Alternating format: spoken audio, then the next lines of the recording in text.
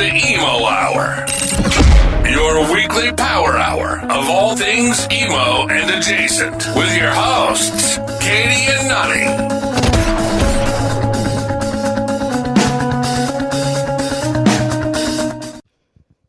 Hello and welcome to the Emo Hour. It's your host, Nani, and my good friend, Katie. Hi, Katie. Hello.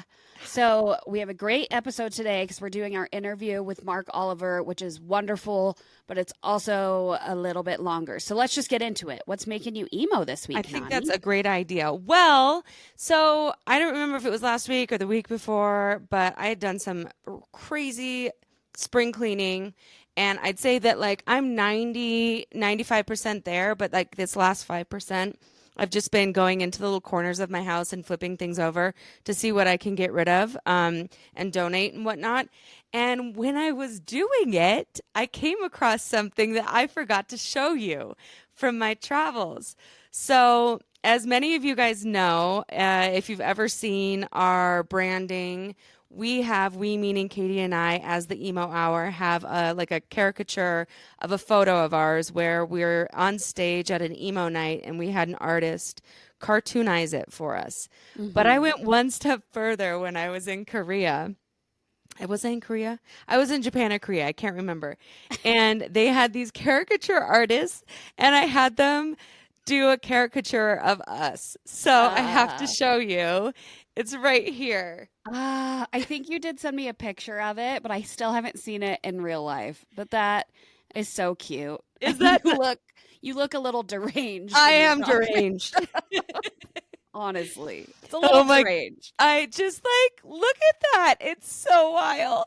It's so cute. So I was like, you know what? This is absolutely what's making me emo this week because it just it makes me so happy. Yeah, it's adorable and beautiful, and thank you so much for doing that and thinking of it because I'm sure you just walked by this place and you were like, oh, I got to do that. Yeah, well, I had one made of myself too, which doesn't look like me at all. And then I was like, why am I doing this of myself when I could do something so much better, aka us?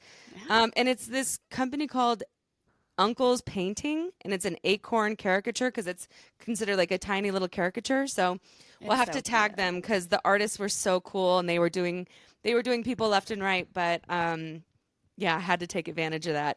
And look at our little devil horns. Look at our little devil horns. Our hands. Yeah, the devil horns are great. Love it. How quickly was it done? 4 minutes. Oh my gosh, something crazy, way faster than I can't do that. Yeah, that's crazy. That is talent. We'll have to post a picture of it on the obviously you can see it if you're watching the YouTube video, but but we'll post a picture of it on our socials too. Yes. What about you? What's making you emo this week? Well, I went to a fundraiser last night for my daughter's school. You know, my daughter's 2.5. She's at a Montessori school here in Ketchum. And the fundraiser was just so inspiring. Just they played some videos about the Montessori method and how the school really encourages community and the older kids helping the younger kids, and how it's not a conventional school and how it fosters just this community feeling. And it just made me feel all warm and fuzzy inside and inspired and just proud. So it did make me feel very emo. Well, and this is where your kid is learning. This is where you're setting the foundation for your child at this place. So that would make me feel warm and fuzzy too. That's so awesome. Yeah. Not to mention, I did see you for a hot second last night before I went home, but the theme was amazing, and you looked so perfectly on brand for this theme. What was it called? It was called the Beach Ball, and the theme was Palm Beach in the 70s. Oh, so good. It was very tropical, bright colors, very summertime, vintage, I suppose, which I love. I think that's a great theme. And we went to Warfield beforehand and had a cocktail, and the waitress asked, we were talking to her about it. And she's like, I love that theme. That's so much better than usually it's Western or glitter. Yeah. Or Western and glitter. Yeah. And I was like, you're right. It was a bit unique. And they really, the space that they set up was really cool too. Like they put more into it than I was expecting. This is the first time I've ever gone to it, to be honest. Well, because my daughter's only been there for a few months. It was such a vibe. Like, it was really cool. I really enjoyed it. But it also just the videos, and they gave some speeches, then they did a silent auction, live auction, and it just was kind of inspiring about like, how can we better help our children learn how to be good humans in addition to getting a proper education. So that's what's making me emo. It was just a great night. I love that. Yay. I'm happy to hear it. Yeah. Well, we should probably just get into it. Our guest this week is Mark Oliver, somebody who we've known and grown to love over the last year or so. And he's just a really awesome guy. And we can't wait for you to hear our interview with him. So let's get into it. Yeah, let's welcome Mark Oliver, a.k.a. Beef. Mark Oliver is a proud native of the Wood River Valley, now based in Boise. He's known not only for his deep community roots, but also as the charismatic frontman of the Sheep Bridge Jumpers. As a venue owner, promoter, and performer, Mark has worn many hats in the regional music scene. His passion for music and strong stage presence have made him a standout performer, and his behind-the-scenes work continues to support artists at every stage of their musical journey. As a fellow judge for 5B Battle of the Bands, Mark brought his experience and love for music to help champion the next wave of talent in the Wood River Valley and beyond. With his deep dedication to both the arts and his community, Mark continues to make a lasting impact on the Idaho music scene, and we could not be more excited to have him here on the Emo Hour. Let's welcome Mark Oliver. Yay! Hey, thank you. So many nice words in that intro. I know it's not easy writing intros. Very beautifully done. Katie, you wrote that intro, right? With some AI help, yes. Oh my gosh. Well, thank you. Well, it was a team effort. She's a wordsmith. Wow, Don't let her tell you otherwise. Okay. All right. You're a special guy, Mark. Well, Yep. thank You've done you. a lot of I things. appreciate that. I hope this podcast comes out special then for you guys.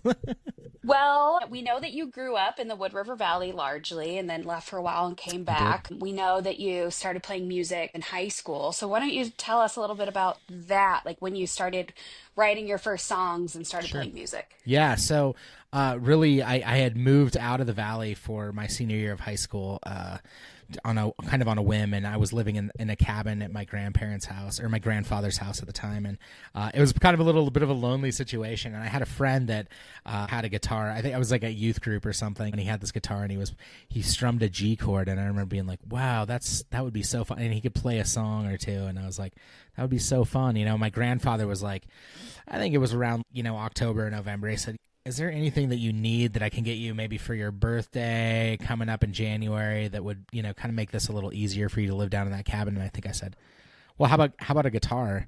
And he really loved my grandfather for this moment, because we went to the music store and he just said, let's not spare the expense. Let's not get you the cheapest thing. Let's get you a good guitar. And he got me this great Washburn guitar that really has been the most special gift that was ever given to me. And that guitar became my friend. I had a couple books, like I had some Led Zeppelin and I had some Tom Petty books, and I would sit and learn how to play open chords and stuff like that. Was I any good at guitar? I don't think so. I really wasn't. Like, rhythm was not my strong suit. I don't even think singing in key was my strong suit, but I found I had this gift. I had my own cabin, so my friends would come over on the weekends, of course, with a few beers, and being 18, they were like, let's make up a funny song, and I had this gift of just saying funny lyrics, and it just kind of became this thing that we did every weekend, which was get together with all our friends, and it kind of grew, and they'd be like, make up a funny song, and everyone would find themselves sitting in my 1910 cabin singing, some goofy lyric that I made up, and getting drunk, and just, that's doing what music does, which is kind of inspire people to come together, I guess. So, yeah. Right. And laugh and enjoy each other. And that was probably before the days of everybody having an iPhone in their pocket so they could just record a video at any time. For sure.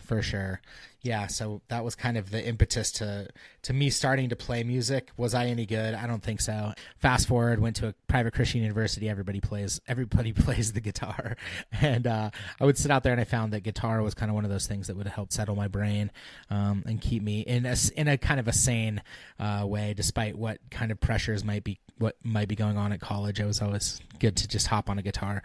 But again, it wasn't something that came easy. Guitar is a language, or music is a language, and I was fumbling my way through it, and I still do. I mean, I mean, that's imposter syndrome at its finest right there too. I feel like so many musicians have that.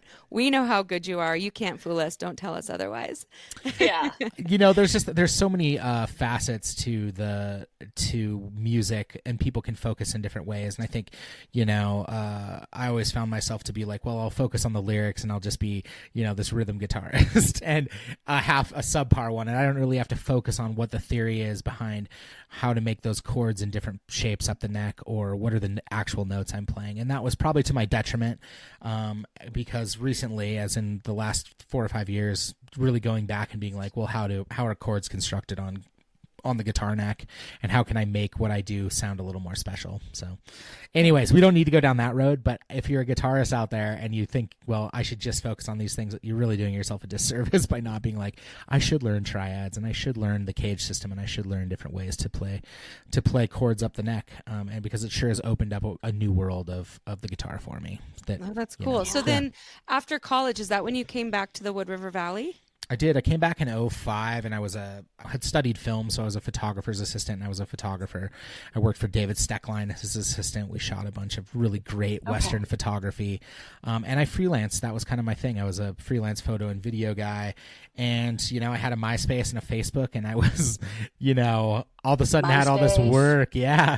And talk about emo. I was probably the first one that really, I guess, leveraged those avenues to get work, and I found myself as a mid-20-something guy with a camera, totally surviving in Sun Valley, no problem. So I had this nice gig that afforded me a lot of time to go pursue my passions, which at the time were really like snowboarding, photography, and film, and just being out in nature as much as possible. But life has a funny thing of humbling you in these moments where you're on top of the world, and I'd had a couple of cover shots for magazines. I was making films. I was doing all this stuff and living my best life, and I broke a foot. And I was skateboarding. I just snapped it in half, and I found that next year, hiking around in the backcountry and getting down on my knees for a shot, it was just very painful. So found myself laid up for a long time, and a friend of mine was like, we should start a band. A friend that I'd kind of reconnected with. His name was Crazy Chris. He had Duh tattooed under his eye, and we called him Chris Duh. And it was a little scary. If Chris is listening to this, he was like, I was a little hesitant on one side, but he was so energetic about starting a band. For a year, he just hounded me about starting this band, and we'd get together every once in a while, and I didn't really know how it worked. But then another person came into my life, that was this cute girl. Her name's Alex Hodges Land. You know her, and her now husband Reese was working at the guide shop across from where I was, and I thought, well, I always really liked, singing, and singing with a cute girl would be great. And we sat down, and she played this beautiful violin, and we wrote a song. We wrote a song called Desert Leaves. And I got up the next day, and I was like, wow, I listened to it. Like, I'd recorded on my phone. I was like, that is a song. And I sent it to Chris, and I said, Chris, oh my gosh, I wrote a song. And he's like, dude, I've been trying to get you to be in a band for a year, and you go and start a band without me. I want in. And I was like, look, man, this girl is the polar opposite of you. Like, beautiful, like, doesn't have tattoos under her eyes. Like, you better not scare this beautiful person away who has these amazing skills. Alex Land had come from, in college, she was in the band The Rainbow Girls. I didn't know this at the time.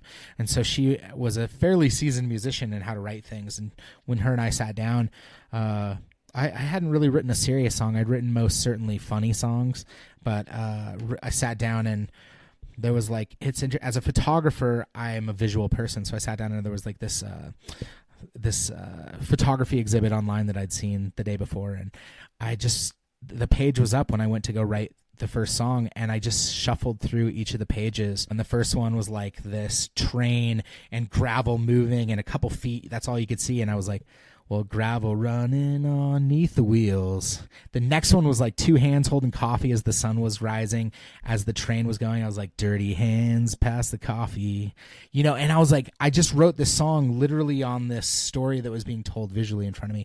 And I was like, wow, that was a lot easier than I thought. And it was really it came out really beautiful. I still play it to this day, as with much of the songs that we wrote over that next 2 weeks. And you know, I would say I still play 90% of those songs, and they're beloved songs.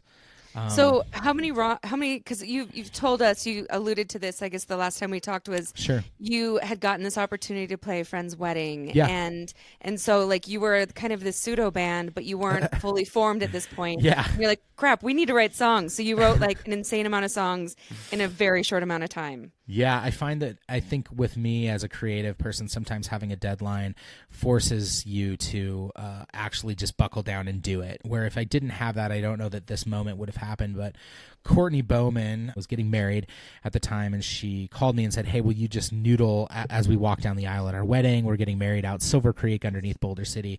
And I said, of course I will. Yeah, that's easy. Like I can make that happen, but I'll do you one better. Like I have this band. It was a pseudo lie, but it was a pseudo like I think I could do this. And if worse comes to worse, I'll just learn a whole bunch of Tom Petty songs. We'll just make it whatever. But I was like, I will play your wedding, and we'll do your first dance song, you know. And so I go back to the band and I was like, I think we got a gig. Do you guys want to do this? It's in 3 weeks. It's not paid, but it'll give us something to actually do. Yeah. And I sat down the next day. You know, this was like the first time that Chris and Alex and I sat in a room, and I wrote like, yeah, I think it was like Mine's Gone Missing and this song Little Bird. And the next day I wrote Wanna Be Bad and Barn Burner. And the next day I wrote just go down the line. And it was like before I knew it, I had 12 or 15 songs in this repertoire. That's so cool. You know, Wow. It was interesting because I didn't know I had the skill, but you know, in these moments where you're like, well, what can I dig into? And I'd had this relationship with this beautiful girl, Haley Tucker. She was so cute, and we'd always go out dancing together, and we would go on photo adventures. And I just took a moment to just be like, all right, let's just go to all these different like moments. You know, there was one time we always talked about going to Hill City and taking photos, and all through our relationship and even afterwards staying friends after. We'd never do that, but you know, we always talked about let's go to Hill City. And it was just like after just things always getting in the way, I finally said, well, maybe Haley, in this dramatic way, I remember just being like, well, maybe Hill City just doesn't exist for us.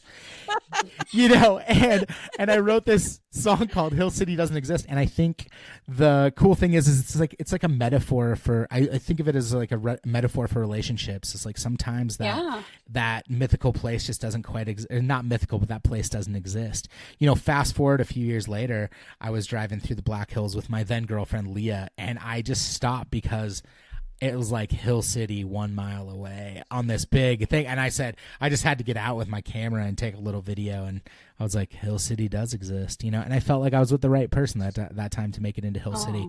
And so, yeah, I think the cool thing really about music and writing is you dig from these parts of your soul and internally to one, process things, but two, share these little bits of your life that, and everybody can kind of take those and make their own interpretations of what that song means. And I know that a number of songs of mine have meant something to people, as I've been told so many times.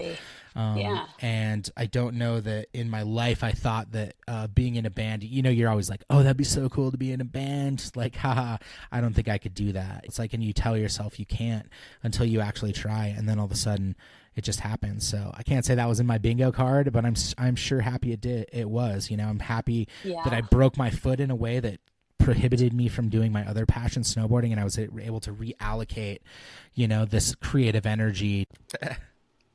Oh, hey, guys. So I know if you're watching at home, you probably just saw my background change. Well, and if you're listening, I want you to know that my computer it crashed, and we had to wait a whole week to re-record this. So I apologize if I look different, and if I sound different, but that is what happened. So where were we? We're back, and we're happy to see you again. Yeah, we're back on this. We're back in the pod. All right. So yeah, we all look different. Yeah. Arguably, I'd say I look better today, so I feel good about that. I already look told great. you. I love that. I didn't get the hat memo that everybody else got today. So sorry for not putting a hat on. Hat day. I feel like Mark wears a lot of hats. Oh, I'm a hat guy, yeah, in for life sure. and in like metaphorically and in reality. Literally. Yeah. So anyway, yeah. we had a great intro already that was, our last recording, but we wanted to talk to you about like your more time in Ketchum. You started like a home music venue and you were living in the light industrial. So tell us about that. Yeah, so when Sheepridge kind of got rolling, we started dipping around with some different bands. And Cam, my drummer, is in a band called Fidderigans, and they were on tour with this band called The Holiday Friends. And he hit me up and he said, "Hey, they have a couple days off. They want to come to Haley and Ketchum and check it out. Do you think we could put a show on for them?" And at the time, I was living in the industrial park. Illegally, by the way. LI2 does not allow people to live ground floor, but I had a beautiful artist studio. I felt like it was kind of okay because I was a contributor to the community there, and that I really felt that, they could kind of look past the fact that I was a single guy with no kids and no dogs running around the industrial park, living in my loft of my basement garage, but that was this beautiful space that I said that I was able to say, okay, you know what, I'll clear out the photo gear, I'll clear out my space, and we'll throw a rug down and we'll have a band come play. And I invited all my friends and they all showed up, and it was just this beautiful night of music and dancing. And I had to scrounge a whole bunch of gear from friends. I think Sun Valley Brewery donated a keg, which was really awesome. And they kept doing that. And were you selling beer? Because I don't think you're supposed no. to. No. We were. This is donations. This is how you got to do it. You have to be like, this is donations. And so we were doing that. And you know what I found is that no one was there to really get drunk, but you kind of have to have alcohol provided. And that's definitely a barrier for a lot of people, like, when they're making venues, to do that in a legal way. So I did it in a way that was kind of a little bit of a roundabout way. However, we were able to make enough money that the band was excited. We paid them. I was probably able to throw a couple bucks to the guy that loaned me the gear and say thank you to Sean at the brewery, who, really took a risk on us. I made a little video, and it was just this beautiful, really realizing that we didn't really have a venue like that where you could just go and see music that wasn't about, like, Whiskey's is about selling shots of whiskey, right? And making money. And we were just in it for like the kind of art of it. And through that, I just said, well, let's try another one. And all of a sudden I had, like, I want to say Radiation City came, and, one of the girls in that is in the band The Shins, and so she's playing my house. I had this band Pert near Sandstone. They're huge. They have the Blue Ox Festival. And all of a sudden I had these bands that wouldn't otherwise be playing Whiskey's coming into town. And right. What time frame was this? Yeah. Because I think we talked about this before, and I think it was before I moved here. I moved here in 2017. I want to say it was 2013 or 2014, somewhere in that range. Yeah, before both of our time. Yeah. And so it was kind of this really cool community that started coming together, and I tried to do them once a week. I tried to make them Slack shows, specifically in the Slack time when other bars weren't doing things. One, so that I wasn't stepping on toes. Two, so that the community as a whole, if anybody was questioning, they could say, look what he's doing when nobody's doing anything, and providing something for the community of people that work here that don't have anything to do. I didn't want people to be coming after me and to be stepping on toes.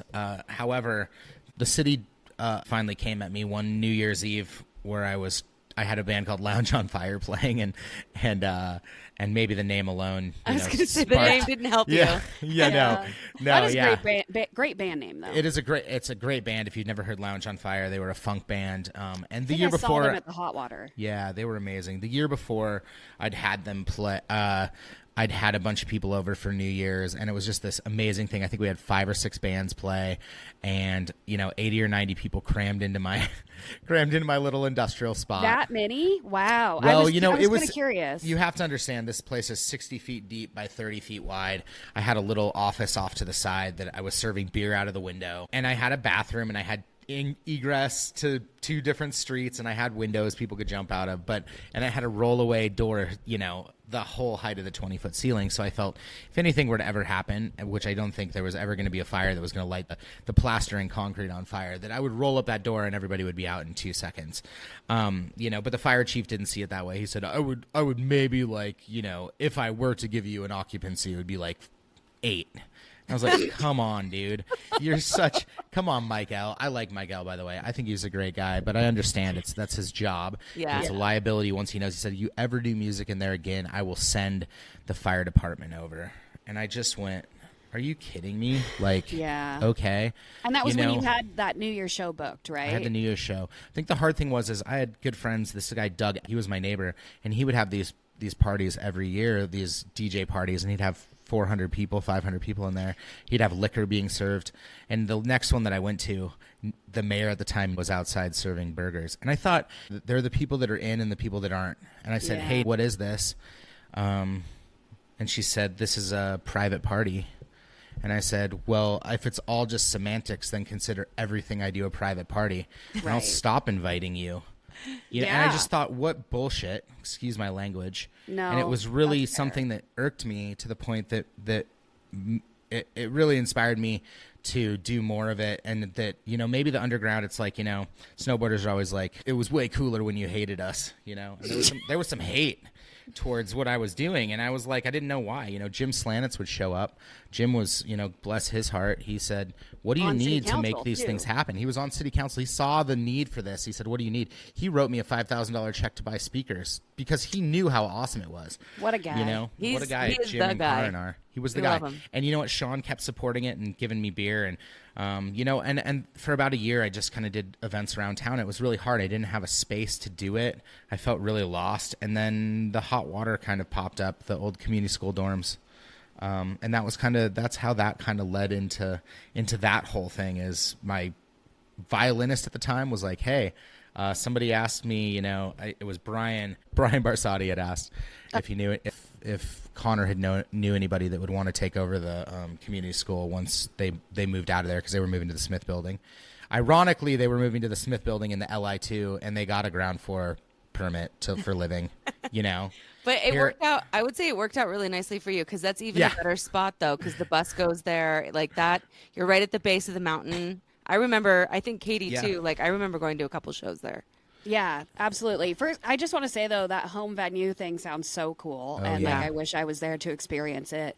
And the city very much just likes to make up its own arbitrary rules. So, I'm an attorney here in Ketchum, and the city feeds us a lot of work because they like to make decisions like that. Well, I will say this. There was a woman that had a comprehensive plan that came through the industrial park, and she goes, I want to meet with everybody who's living illegally and figure out. And she had written into the 10-year plan to start allow artist studios, people that were using these things as art for art, to allow 60% of their dwelling space be art, and they could live in their studios, as long as we weren't sleeping next to diesel fuel, and I thought, what a great thing. They're gonna and when Nina came in, she fired her, brought another woman in who just cleaned house, got rid of all the artist initiative, took a bunch of money from the they were giving away grants to artists. There was like $50,000 of grants. She just cleaned house on that, never gave that away again. And I thought, what a shame. And then I remember Annie Harbaugh, who was on the city council, texted me one time, just so you know, we're sending people down there, Mark, to get people out of the industrial park. And I was like, man, I had a garden in the back, and I just went and just shoveled everything out and just like, okay, looks like I won't look like I'm living here. I had a hammock maybe on the side, and I was like, we're done. Yeah. I can't do music here anymore, ever again. They're just against one dude trying to be a positive force, and I was ticked. That was hard. But no, that's a bummer. Yeah. That's very like fighting the man punk rock type situation. True. But so you then ended up taking over the Hot Water Inn, which you said is, it's at the base of Warm Springs. Yeah. And that was, I think, around the time that I moved here in 2017. I feel like that was happening at the same time. And I lived out Warm Springs, just up the block. I could walk to the Hot Water in like 3 minutes. So we would go, my husband and I would go check it out. And you did so much cool stuff there too. Like you brought in bands. It's also a hostel. I should let you talk about it. Yeah. It was funny at the community school. I was like, I'll write a business plan. So I took a 30-page business plan to the community school, and I was like, hey, look, I've looked at what the market is maybe for a hostel. I think I can rent some of this stuff long term. I think deep down I want to have a little restaurant bar / what. That was really the truth of it. But they looked at me and they were like, you really think you could do this? And I was like, yeah. And they were like, maybe we'll pass. And it was Christmas, and I remember I was on vacation, and someone came back to me and said, are you still thinking you want to do that? Like, we'll give you the keys January 1st and just pay us what you can. And at the time they had a $10,000, $11,000 lease on that place. And they said, until July or August, I could have that place just for whatever I could pay them, and I told them, well, I'll rent it out. I'll rent as what I can out long-term, and I'll give you that cash, and I'll give you some of my profits of other stuff. And, most of it went back to the community school at a reduced rate. So it's kind of just like, okay, now I have this 11,000 square foot building. How do I make this work? Yeah. January, it snowed like 8 feet on top of that building, and I had water coming through the roof 5 days after I got the thing. And I was running around, fire alarms were going off. I was like, oh my God, what did I get myself into? And then if you remember that spring, it flooded all through the streets. I think I've done one show. I did a show. Kelly Havens loaned me a beer and wine license, and we did a show down there with Lounge on Fire. Yeah, we went back to Lounge. They had the first show there at the very end of the year, and a week after that, it went to like 70 degrees, and it rained on all the snow, and all of a sudden there was 1.5 feet of water in the front yard, and I sandbagged around it with everybody that I could, and people were like driving their cars at 100 miles an hour through the puddles, thinking it was funny, and knocking over the sandbags and flooding our building. Yikes. And it was just like, what did I get myself into? And at the same time, I'm trying to change these 16 rooms that were left with bunk beds and crappy old mattresses and things from IKEA. They kind of just left it. They were like, you can do whatever you want with it. I was borrowing, stealing, asking anybody to just donate stuff. I had friends that were like, hey, we're selling our house. Come get our beds and come take the bedding.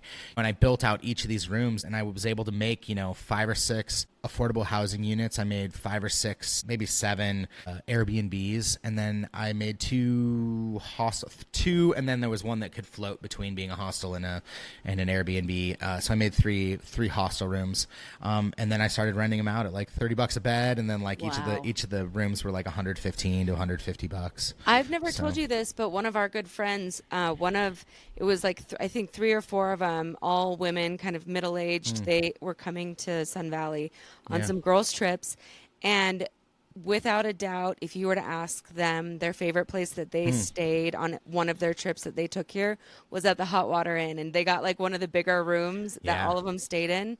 So like you've provided a lot for the local folks here, but also for people visiting for the first time to have that experience. It sounded really cool. I obviously never had the chance to do that portion. I only got to go and experience the music there. Yeah. I think a lot of people appreciated it that couldn't necessarily come and pay a few $100s for a hotel room, or were just one of them and they were coming, and they, some people would camp in the summer, obviously, but some people wanted a bed and a shower, and they could come and use that. But those things don't come without hardships. It was difficult managing that. I most certainly had, I don't even want to get into a couple things that happened there that were terrifying. Some kids broke into cars and stole some guns that were staying in my place, and I had to call the police. And I was totally had to go. I was, what is it? Subpoenaed. I had to go and testify against these dumb kids. Their parents had called me, said, our kid just got fired and needs a place to live. Can you put him up there? And I don't think their parents ever paid me either. And I had so much trouble from that, and those were the things. But, there were constantly people that were like, I don't have a place to live. I just got kicked out of my housing. Oh, my girlfriend and I just broke up. I don't have anywhere to go. And, I would kind of cut deals for them. Like, well, if you want to help me out and maybe help me run some keys around, I can, we'll do like $10 a night or like $7 a night. You can make it reasonable. You got to sleep in a room with a bunch of people, but it was a space where a lot of people landed. Not everybody was the most, don't want to say anything bad about people, but some people really needed help, and that was hard. I was dealing with people that had mental things. Some people were, maybe victims of abuse, and stuff like that. And so I found myself very much almost taking care of something that I never really had thought that I would have, and it was very draining. Yeah, it was definitely threatened a couple times. One time threatened for my life with a guy with a hammer. Stuff that I just never thought would happen. Stuff that nobody really knows about on the backside of these things. Where I'm just I just want to have a music venue. I just want to have fun. And there's a lot that comes along with that, especially when you have this resource that people really need. For the most part, those things really worked out, and sometimes you felt taken advantage of, but it was all a struggle. It was like, how can you make every square foot of that space cash flow. Like I needed to go get a restaurant license. I had to have, all these things gone through, and then I had to find people to make food. We did ramen, we did Jamaican food. Whenever we could utilize it, we did. And it was fun. But I was, I was a house cleaner and a waitress and a marketer and a sound guy and a bartender. And a hotel manager and sleeping on the roof and sleeping in my car when the place was filled up. Like Katie said, you wore a bunch of hats. You wore many hats. I didn't go home for months. One summer, I camped every night in the back of my car because I had sold the whole place out. I would I'd be like, hey, good night. Hope you have a good night. They're thinking I'm just walking up to my house, and I'd walk around the outside. My car would be parked in the empty lot. I'd climb into the back of my 4Runner, turn on the news, and just fall asleep. And when I had to wake up in the morning at 6, I'd get in there, take a shower, and I'd be ready to say good morning to everybody. And nobody really knew that part of it. If that's not punk rock, I don't know what is. Like, you're doing all of this for the music and for the people. That's pretty damn cool, dude. Also, I could have bands on Friday and Saturday, like Yeah, honestly, it was all for the music. So what? It was beautiful. I'm curious. I'm curious what maybe the favorite show you ever put on at Hot Water, because it ran for a long time. I don't remember when your last show was, but I think it's interesting just because both Kate, like that's one thing that Katie and I both did independently before even knowing each other. Well, I definitely have some ones that stick out. I think the first one where I said, look, the critical mass understands what this is about. They understand that it's special, was everyone showed up for Thunder Pussy. Now, I had put 2 shows on with them prior to that, but when they came to Thunder Pussy at the Hot Water, it was like the Thunderdome. Everyone was spilled out into the street. I don't know if half of them paid. There were people that were sitting on the roof on the edge. I mean, I remember looking up at the ceiling, up at the thing, and being like, oh, no. This is why you have insurance, but you get these people off the roof, like now. I ran up there, and I was like, all right, guys, like, I know this is rad. I'll take a quick picture. This is cool. Get the hell off the roof. We got to go, But that's crazy to have Thunder Pussy there. Like, that's huge. Yeah, that Thunder is Pussy was cool. That one was the one where I really realized, hey, we're doing something cool. Any of those summer outdoor shows, at first the neighbors were like, what is this riffraff? What are you doing? And these neighbors would come down mad. And I remember I was just like, I had this theory. I was like, dude, they just want to be invited. They want to be part of it. And there was this guy that was so angry at me, and I just said, hey, man, like, come on in. Let me buy, you know what? Have some drinks on me and sit down and enjoy it. What's your name? I'm Mark. I'm trying to do this thing. And these people would sit down. And this happened a number of times, how I heard that I was the riffraff and I was making trouble. And, I just said, would you rather have an empty space or would you rather have something lively going on? And these people I found were, when the music would start every Thursday or Friday or Saturday when it was happening, I would just see these little worker ants come out of their houses, and they've invited all their friends to come over and drink wine and eat cheese and then walk down to the Hot Water and see the outdoor shows. And I thought, okay, they're getting it. They're understanding it. And this is not like 20-somethings. These are like the neighbors across the street who's a doctor in Boise. And they make this a thing to come to, and they really appreciate it. I remember getting handshakes from people saying, that was amazing. That was so cool. And not all music was for everybody, but I think everybody appreciated that they could come down and see something, and it was relatively inexpensive. Yeah, and so what I've heard about Warm Springs is like decades ago, it was a pretty vibrant part of town, and now it's just so sleepy. So across the street from the Hot Water, there was a whole kind of shopping area in there that had a snowboard shop called the Wicked Pickle, and it had a place called the Montana Bar. The Montana Bar had people like Bonnie Raitt, just big name people came through it. Steve Martin played banjo there. Like people would come and be like, gosh, this just makes it feel like the old Montana Bar days. The Creekside Bar and Grill, which was there. Barsati in the lot next to me had a really cool bar in there, and there was this lively thing that happened. But with towns and people that want to make money, someone came in and bought up that whole thing and then put up 5 big wood log homes, and that didn't exist anymore. And the sad thing is when you make those concessions, when a city makes a concession like that, they lose a little piece of magic down there. When that went away, Barsati's building that was next to mine lost like 3/4 of the foot traffic. And so he couldn't rent to people for the price that he needed to. And he was so bummed at the city, he plowed that building over. And he will say it's the biggest mistake of his life to this day, that he got mad because the city wouldn't allow him to like put something in there, and then all his renters wouldn't pay what he wanted for rent, so he just plowed it over. And it was a cool building. It was cool. And so all of a sudden there's just holes in Warm Springs, and there was that was the end of an era, and that was like the early 90s. Bob Dog's Pizza started there, this beautiful pizza place as a kid. So, you know, I have memories in there, but they're vague. Yeah.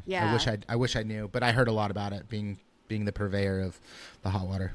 Yeah, I'm sure. I mean, that's such a cool thing that you were able to do, you know, and you did it for years. Let me mention a couple other shows really quick because. Okay, well, I was going to say it wasn't just music; it was comedy shows too. That's one of the things that I really enjoyed about it. Is you brought some cool comedians in, local and national. Okay, yes, the comedy was good, but let me say the other shows that I think were always really fun were the New Year shows and the end of the year parties, and we did a number of those with Lounge on Fire, or there's one with Thick Business. I remember every time Lounge on Fire would come, they'd set the fire alarm off because they wanted to make a pizza at 3 a.m, so everybody would get woken up. I mean, it was just every time. We've all been there. Be like, you better stay at the hot water tonight while these idiots are staying there. But they're some of my best friends. God, there were just so many. But yeah, those are the ones that kind of stick out. Thunder Pussy really was a huge one. The comedy was amazing. I had connected with a comedian down in Boise who was pretty connected in comedy, and she dialed me in with comics that were coming through, and she would just say like, hey, do you think you could have the three of us come up and we can stay in a room, and do you think you can get X amount of dollars? And I was like, yeah. And those comedy shows were fun. Let's light some candles. Let's make it feel like a vibe. Like, you know, the Duchin Lounge back in the day was a vibe. You could go there and watch jazz, and it would be dark, and there'd be real candles burning, and someone would serve you I wanted it to be something like that, but on like the Coors Light budget, you know? And so I made like this curry popcorn that was super salty so people would keep drinking drinks. Yep. And I would just put a plate on everybody's table, and I would get a little bit better wine than the boxed wine, so that people, if they wanted to, pay $6 a glass rather than the $3 pours I was doing out of the box wine.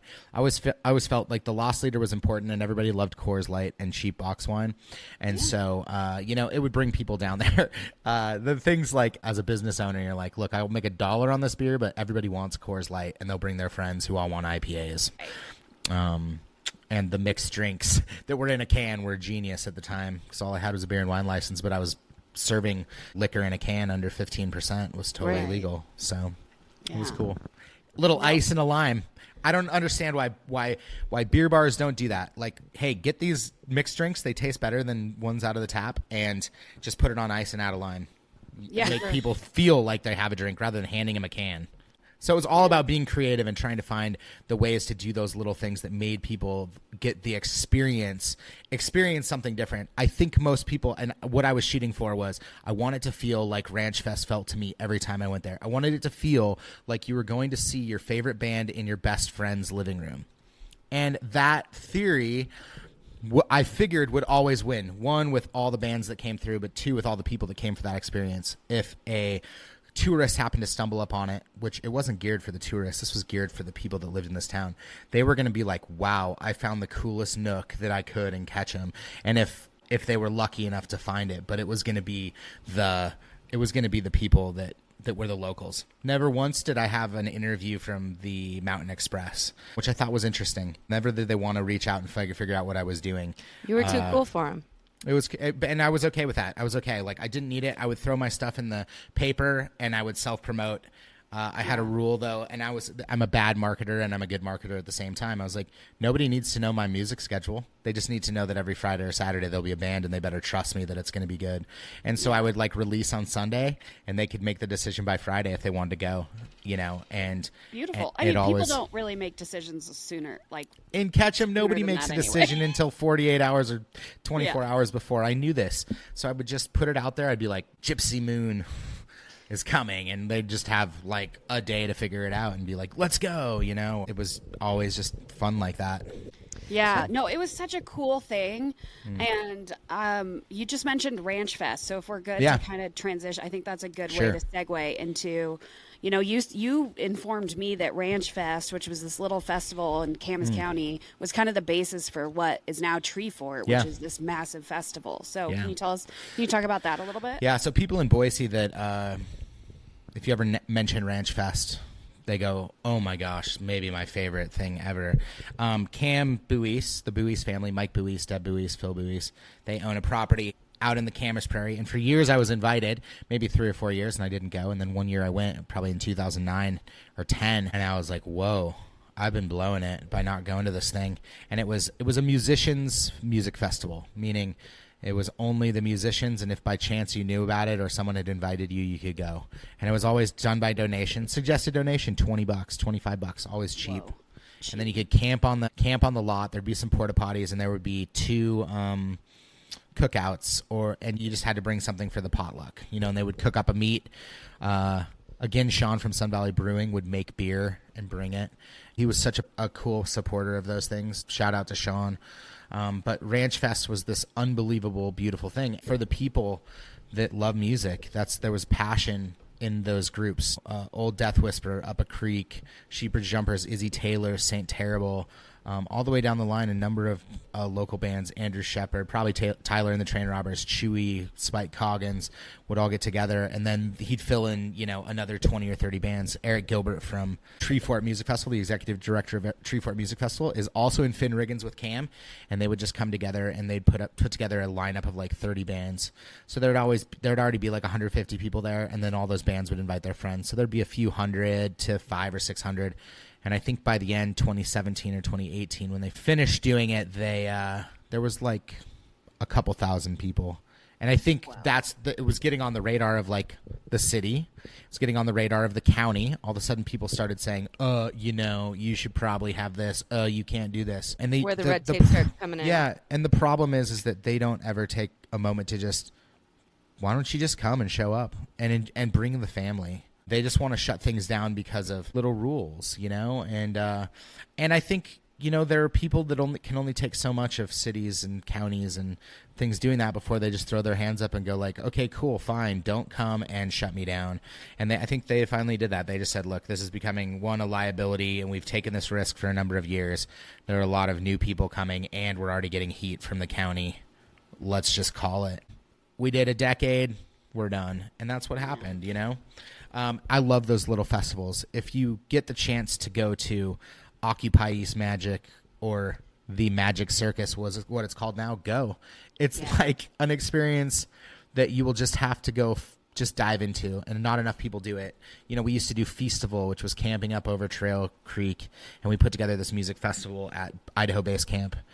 And it was just this beautiful getting together of 15 or 20 bands, and we'd play music for 3 days straight, and it was cool. And that's like my version of Lost River Disco. It's like the EDM thing that happens at base camp that they're moving around. It's small boutique little festivals like that. They put an imprint on you because they're so special. You do know that Luke never would have been able to do that without Feastival ever existing. No question, but you can't do that anymore. It's no longer. Yeah.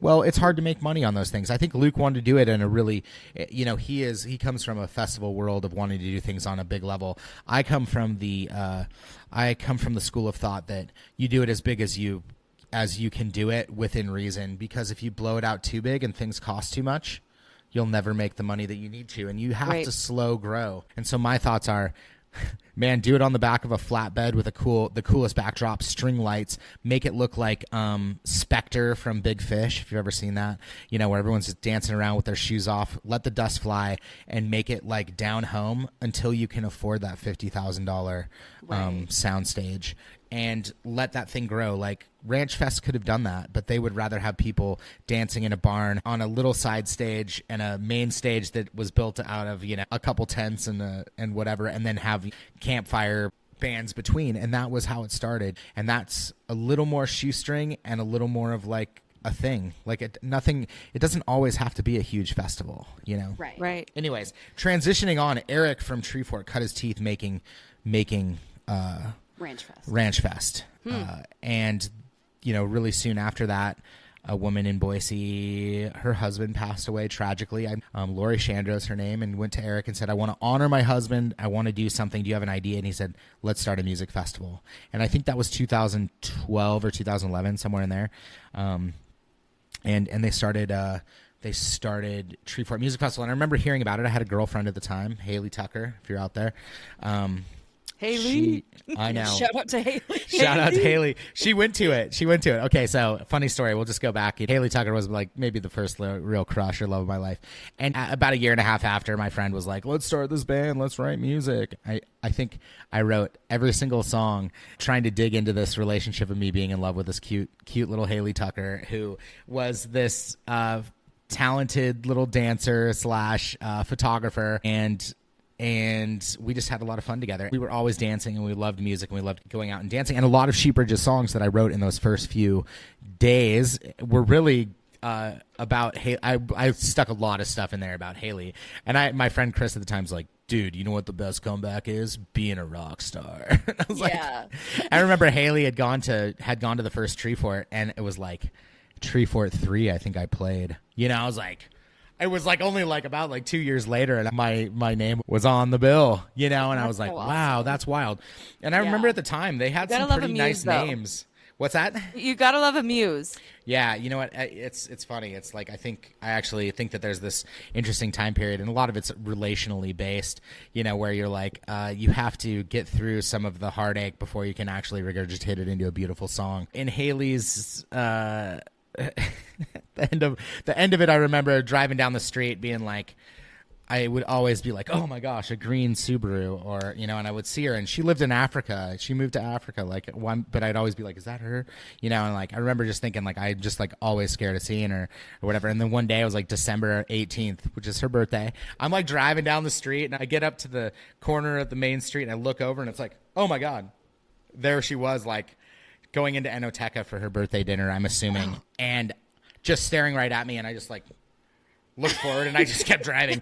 And I remember being like going home, like after that, like that was like a year or two after. And I was like, or no, not a year or two after, but real soon after that, and being like, I loved you, my lover, now that you're gone. I see you wherever I go, no, wherever you're going, wherever you've gone. I hope it's a damn pretty road. And I think that was the end of it, you know, being like, I see you wherever I go. Which song? Which song of That's yours? called Damn Pretty Road, and you can find that on the Bandcamp.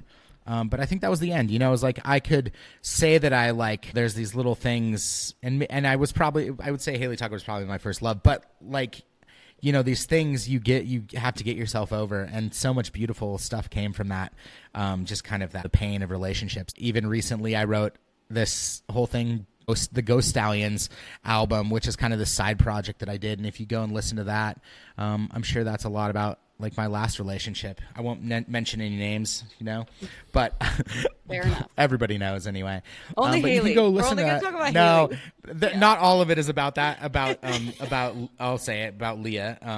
But you can go listen to those songs, and I think a lot of it gets regurgitated in there, or things like you kind of like project in your future, or you think about these certain beautiful aspects of things, and then you create a story around it. And I think that's the beautiful thing about songwriting.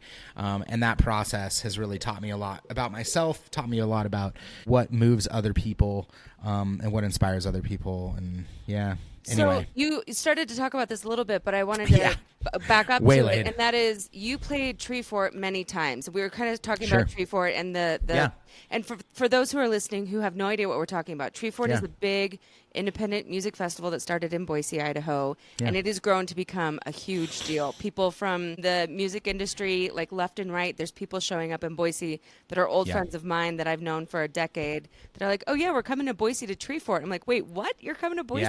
Because it's that big of a deal. It's a big discovery festival for a lot of people in the industry as well.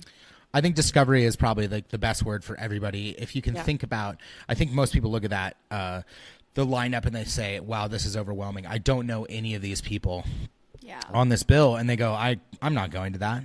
The thing is it's not really about knowing the biggest names. Look, Shaky Graves was on there. It was a phenomenal show, but it's all about the 500 other bands that are there more than Shaky. Like, you'll go to that one evening for an hour and a half, and then you'll be like, I got to go see Smoky Brights, or I got to run and go see Walsey and the River Dogs, or whatever.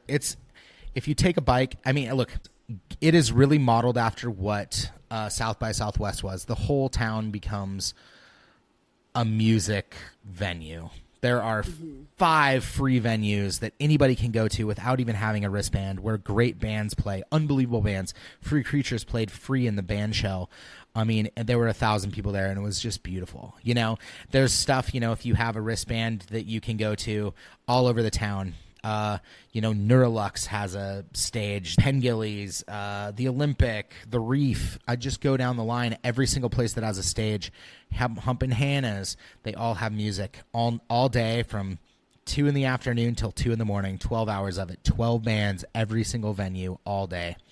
And you could never, even in a year, see all the music that you could potentially see, but you will, you know, be somewhere where you're like, oh, this band's pretty cool, but I'm kind of over it. So you're like, get on the bike and zip across to, you know, 300 or 400 yards down the street to another place. And then you're like, this band sucks. Oh, let's go across the street. Oh, this band's amazing. Didn't even know they're playing the, you know, and that's kind of how you have to roll. Sometimes it's kind of like no friends on a powder day. There's no friends on a Treefort day. They're like, I know you're digging this, but I'm out of here. Right. And you just go You and gotta you have your own experience. Yeah. And I think that's the beauty of Treefort. It is a festival of discovery and a festival of just, oh man, just so many beautiful things happen in that festival. There's all these forts that are not just necessarily about music. It really brings the whole community together, and everybody that wants to be a part of it, I think they are open to that, you know? So can you tell me a little bit? So there's like comedy, like there's a comedy fort, there's music, Yeah. There's, what other forts are there that you Art, could think of? food. Yeah, so they do comedy fort, they do hack fort, they do film fort. I believe they're still doing all these things. They have in the past. They've done yoga fort. You know, they do skate fort down at the skate park. They have a whole bunch of bands play at the skate park while people are skateboarding. Hell yeah. rock. You know, yeah, hell yeah. It's sick. There have been times where I have seen, there was this one guy who used to do this thing where he would get 100 bands, like guitarists and maybe drummers, and he would have chords that he hold up, and they would all stand outside plugged in with their amps, and he would direct them. He'd be like, you're playing the F, you're playing the C, you're playing the A minor. And there would be a circle in this thing of like 100 people all playing music, and I can't remember what it was called, but it was just this amazing thing. You could go stand in the middle or outside of it, and this whole thing is just 360 degrees around you. And that is so the cool. stuff that you will never see Yeah. in your lifetime anywhere else, you know? And so over the years, there's been, you know, all kinds of different levels of how people get involved in this festival. I just think like there were always so many cool little aspects of that thing. There was one band would bring a basketball hoop attached to their van, and they'd have a whole basketball. It was called Risk It Ball, and bands could sign up to compete in a 3-on-3 tournament, and they would have the tournament all weekend. And so you'd be rolling down the street at Grove by the Modern, and they'd be playing basketball, and it would be like Lounge on Fire versus Catskills or something. You're like, what? 3v3. Sick. That's awesome. How many years has Sheep Bridge Jumpers played at Treefort? Yeah, we played 10 years, actually. This was our 10th. Well, And how 10 stoked of are the you last about 11. that? Like, how stoked I are you mean, about look, that? That's awesome. Never in a million years did I think that we would be able to play it. Yeah, I think that I feel very blessed that of this in my life that I was able to do these things. Can I say one quick story about how I got into Treefort? Of course. We weren't just automatically in because we know the guys. That might have been like a nice little part, but I said we were practicing for a show. I was about like maybe 8 or 9 months into having this band. I was in January, and I said, Cam, do you think we could play Treefort? Maybe ask Eric if we can play Treefort. So he's like, yeah, I'll ask him. It was like we were playing music on Thursday or something. He comes back to the band, and it was like the next day. He said we probably can get in, but we need a recorded song. So and then you have to apply. And I was like, okay. And this was like Friday, and I was like, everybody be at my house on Sunday. And so That's your style. I love it. Yeah. I'm so Yeah. here for that. and Monday by noon was my deadline. Yeah. And I love this. So Sunday I get I get together all these little Zoom H4Ns. You can put 2 XLRs in them, and they have a little like microphone that also can record the room. And I was like, all right, I'm a video guy. I know how to use these things really well. I set these things up so we could get like maybe 9 or 10 inputs. Like I had 4 of them, and we had some overheads, and I could get like 3 vocals, like a bass plugged in, a couple guitars. I think Zach was maybe on the trumpet at the time. And I record this thing, you know, I'm a video guy, so I clapped it all and I slated it and I wrote down what takes were the best. And I determined take 3 was the best, I remember. And we finished by like 11 at night. I think we got there at like 9, finished by 11. And I sit down and I put this thing into GarageBand. That was all I had. And I freaking export this thing at like 2 in the morning. And I sign into the Treefort app and I applied for it. And I wake up in the morning and I'm doing a little work at Starbucks. And Eric Gilbert hits me up and he's like, hey, what are you doing right now? I was like, I'm working. He's like, turn on the radio. Turn on. He's like, flip it on. I just want you. And I'm like, what do you mean? And he's like, here, just follow this link. And I clicked it. And he's like, and next up, the single from Sheepridge Jumpers, Hill City Doesn't Exist. You know, and I was like, man, in the history of releasing a song, who gets that in like 7 hours after maybe 12 hours after I recorded it, it played on the radio in Boise. That's awesome. It played. A whole bunch of people hit me up if they could play it. And I went to Penn Gillies, our very first Treefort, and it was lined down the street. There were 150 people outside. There were like 400 people in the bar. They were sitting and standing on top of the booths. And it was just this beautiful thing. Did I ever think I'd be able to play a festival like that? No way. Not in a million years. Did I ever think that I would be compelling enough, that I would have a band exciting enough that people would want to come see? Never. And they do. Well, and I have to give you a shout out. This year you did solo stuff too. I did.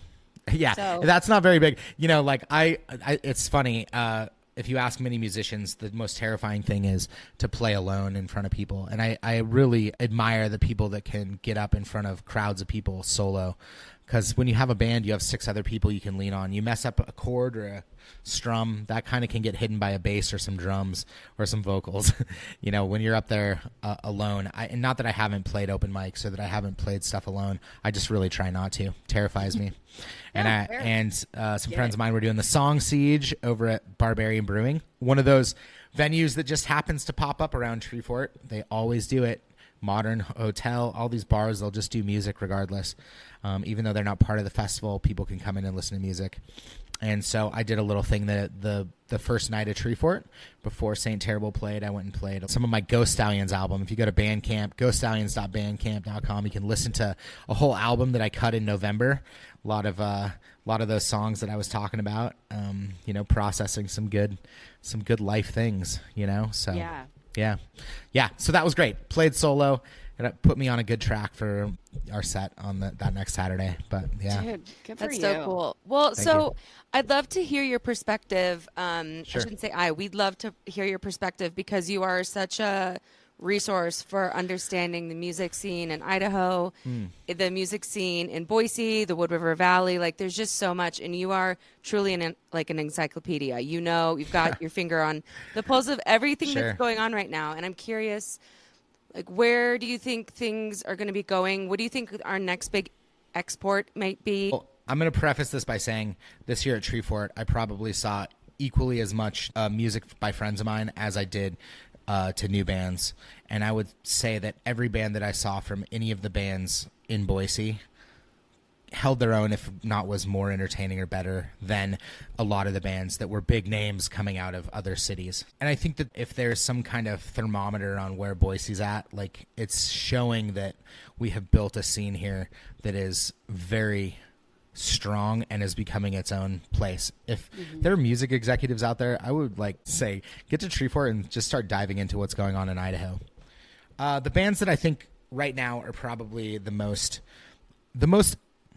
this is hard. I think there are so many of them. Look, Tyler and the Train Robbers is phenomenal country music. I think he has a serious shot of being a big name band. We've obviously seen a ton of Tyler, and I love those guys to death, and that might be me playing favorites. I think they have a great shot. There's a kid named Noble Holt, Captain Snafu. He's in about 5 bands, and this kid is so talented. Whether he makes it in any of those bands or he does it solo, that kid will be amazing. He has a band called Moon Owls Mages. You should really check out. They are a Duck Club band. They're starting to route. They're young, they're hungry, and they're extremely talented. And they are rock and roll, garage rock to the core. You should mention what Duck Club is, because we know what it is, but a lot of people don't. Duck Club is just they represent a number of artists, but they also are like the people that are behind Treefort. They're the people that put on Treefort, and they did Flipside Fest, and they also own Treefort Hall. They own the El Cora Shrine, or the Shrine Ballroom, and the basement, which are just these magical venues. Okay, so other bands, though, because there are a couple others. I really think somebody needs to discover Saint Terrible. I agree with that. There's something really amazing about Zach's music, and I think sometimes he likes to do these beautiful things, and that's it. You get that experience, and it is an amazing experience. But I've never seen someone so passionate on the stage, and I'm very lucky that he plays in Sheepridge. Tater Patch is unbelievable bluegrass. I want them to write more music. I think that I don't know if they necessarily have a shot, but they're like an amazing, amazing bluegrass band here. And there's a cool bluegrass scene being led by those people here in Boise. Genre-wise, what would you say is maybe like the biggest export coming from Idaho right now? So I feel like country is probably the first guess. I would say country and bluegrass are probably the first kind of guess, but I don't think that's really what it is. I think there's actually a flavor that's coming out that's more in this kind of like psych rock and roll, and it also blends maybe some indie in there, so kind of some indie psych rock. Somebody said it best once. They're like, Kansas City has barbecue, and New Orleans has like the gumbo and whatever, and these things that make them very famous. The same goes for music. And New Orleans might have jazz, and somewhere like Missouri might have blues and stuff like that. And Seattle has grunge, and LA has punk. Boise's going to have something, and it's probably somewhere in this kind of like indie rock psych place. And everybody, it really happens because musicians start influencing each other and coming together and playing in each other's bands. Noble's in 6 bands. That dude is rock and roll to the core, but he can also play every song of the Beatles. He can go in and play on Ashley Rose's music. She's an amazing artist. She has an amazing voice, and he'll go and play with her. David Henry is amazing in the folk scene. And everybody associated with him. I feel like I should have better answers for all these guys because I know, but I'm just rattling off like Ryan Curtis. Discovery. Yeah, there are so many that are just. It's so hard to say, but Boise, there are more bands than that Boise will be well known for sure. Right. That's awesome. awesome. Let me just say, so we all judged 5B Battle of the Bands together last November. And I personally was blown away by the level of talent. Yeah. And most of those musicians and bands were local to Blaine County, the Wood River Valley. Right. We had Heath Owen's band came in from outside of Twin Falls, Kimberly, and we all agreed they freaking rocked it. And those are mostly a bunch of young kids. Totally. But I was blown away at like what is just existing here in Blaine County. Well, I think there's this thing, Katie. It's like you give musicians a reason, or you give somebody a reason, or they have to play a wedding, they will figure out how to make it work. Look, Dump Rules probably wouldn't have decided to perform 3 songs, and now they played Whiskey's with Us, which was amazing, and then they played, and then they just played another show with at the Liberty. I like that, They're going to start cutting their teeth and being like, I can play 2 45-minute sets, and we can bring people through because they want to listen to our cool music, and we can go play house shows, and maybe we should go to Boise.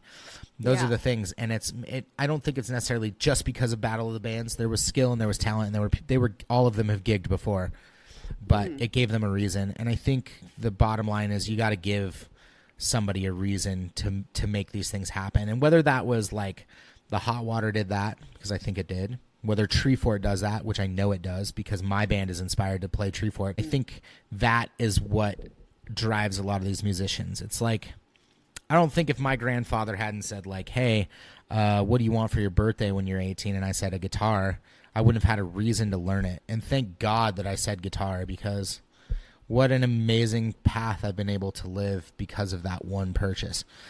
If you're a parent out there, if you're a person that has something just laying around like an instrument, go give it to somebody that is interested in doing that, or hand it to your kid, or say like, hey, I don't want to push this thing on you, but do you want to fool around on an instrument? Because I think music is this language that everybody should understand and learn, whatever age you're at. It keeps my brain firing, and people, I don't know. Support musicians and support artists, bottom line. Yeah. And support people that are interested in it. Because we could have a world without those things and it would be pretty bland. I agree. So. Well, I feel like that's a beautiful sentiment to wrap things up on, because Yes. I would say we both wholeheartedly agree, and I think we probably both now want to go to Treefort with you more than ever before, like hearing you talk about it. Can I say one last thing about musicianship? And, of course. And before we go, because I think that music, as with a lot of art forms, obviously triggers the brain to release dopamine and do these crazy things, right? And so when we listen to music, it's like all of a sudden we get transported to this other world, right? And the synapses in our brain are firing like fireworks. When you're a musician, it's like that times a million. And I've heard people say like it's like a nuclear bomb going off in your brain. And music is like that, because you get in this almost like flow state where the world just kind of like, you've practiced it so much that when you're playing those chords and you're singing those words, it is just a muscle response to something you've done 1,000 times. You're tapping your foot, your left hand is doing this, your right hand's doing this, your mouth is doing this. And I'm literally thinking about the kid that tripped in the front row or the cute girl. And I'm having a conversation with not only myself, but also my bandmates. Like, all right, we missed that. What are we doing? Are we going around again? And there's a communication that happens. But the brain of a musician is lucky enough to understand what that feeling is like. So go be a musician. Go pick up a ukulele if you're interested in it. If you used to play the piano or used to play the violin, go start doing that and getting together with people, because there's a part of your brain that requires that stuff, or not requires it, but longs for it. And we know this because we listen to music, but if you can play it, don't let that go unutilized. You got freaking 50 more years in your life. You can learn an instrument in a year, Preach. Yeah. Anyway, that's what I want to end on. Yeah. I love that. Thank you guys. I really have appreciated this. Right back at you. And it's been like you've lit up excitement for me about stuff that I haven't felt excitement for. And so like I said a second ago, I'm so excited to go to Treefort. And I know that it's a festival in which we all do our own adventure, but we're going to meet up at some point. Yeah. Oh, dude, you know what? Just bring a bike. I can be anywhere in this town in 5 minutes from wherever I'm at. Yeah. And you can see, I probably saw 150 bands play. Wow. And some of them I was there for 10 minutes, and some of them I was there for an hour and the next band, Yep. Yeah. I have to ask if you saw Hot Mulligan or Bright Eyes, because those were kind of the two emo bands that were there. You know what? I had both of them on the list, but I missed both of them. And, you would be like, well, how could you miss Connor Oberst and Bright Eyes? Well, guess what? I think I had to see Walsey and the River Dogs or something. Yeah. That's what it's at. Like, you're just like, no way. I can't bail from this. Yeah. I need to see my. And by the way, Walsey and the River Dogs, don't count those guys out. If you have a chance, go see them. By the way, we're playing Sawtooth Valley Gathering on the Thursday of Sawtooth Valley Gathering. I believe it's June 19th at the Casino Club, Jim and Karn's Casino Club. Love it. With Walsey and the River Dogs. I think we start at 10. They go on at like 11:30. Great. And it's going to be a night. So I hope you guys are all planning to be there. That's the next thing on the docket. So yeah, well, and I was going to ask you, what do you want to promote? You've kind of talked about where we can find your music, but I think let's just do a little snippet. Yeah, of if you can go to sheepridgejumpers.bandcamp or search it, and ghoststallions.bandcamp.com. You can find both those, a really old album of ours on the Sheepridge one. You can even listen to that song that we recorded called Hill City Doesn't Exist. We recorded it in one night. In my garage, and it played on the radio, and it kind of gave us this little following in Boise. We are actually in the process of cutting an album right now that should be released by about mid-August, and then we have a little tour that we're going to go on. So yeah, that's what we got going. And your tour is after your album, so this fall. Yeah, this fall. So, this late summer. But one of your one of your closer shows, at least for us here, would be at the Gathering, at Sawtooth Valley Gathering in June. Yeah, we are playing the Shrine May 30th with Aaron Golay. Cool. So okay. That's a guy. Don't count Aaron Golay out either. He might have one of the most beautiful voices. I can say that. He's got beautiful hair too, and eyes. I've stared deep into them. But he is an amazing musician who is also very, very motivated and talented, and he really should be a famous musician. So wow. You know. Well, Thanks so much, Mark. You have such a wealth of knowledge. Like, I can't even believe the amount of band names and personal names that you dropped during this episode. It was awesome. Yeah. Well, sorry we went over our time limit, but hopefully everybody hung on to listen to this history. And I mean, just listen to me as a historian. I'm glad you guys hung on this long, and thank you guys for hanging on this long. No, thank you. No, We it's so appreciate interesting the to time. us, and we knew that it was going to be this awesome, and we knew that you were going to continue to be the encyclopedia that we know and love. Truly, like you're our go-to guy when it comes to talking about Treefort or the Boise music scene. Like, you know it all, and an extra 20 minutes is nothing. Cool. Yeah. Right on. Well, hey, have a great day, Emo Hour. Hey, thanks. Thanks, We'll Mark. see you in Boise. We're getting a drink soon. Let's do it. Okay. All right. Thanks, Mark. Okay. Well, that was so awesome. That was really fun talking with Beeve, a.k.a. Mark, about his background, his kind of come up in the scene, the music scene here locally and regionally, and all the hats he has worn.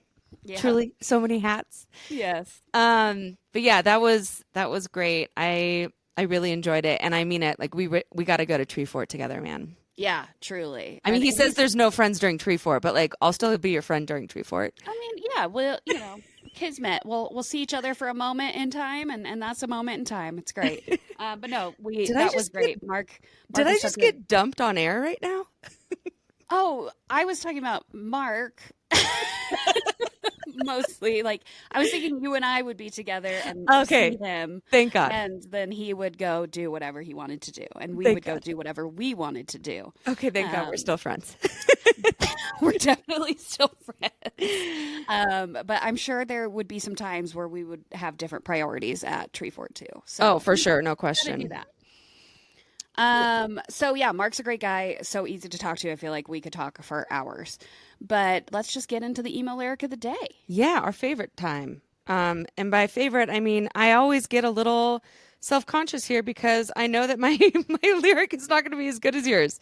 So, do you care if I go first? No, go for it. Okay. Well, because we talked about Treefort, I chose Bright Eyes, and I was a little bit of a basic B because I chose one of their most, if not their most famous song, The First Day of My Life, which a lot of people will use it as like their wedding song or like over a photo montage around like a baby being born or something.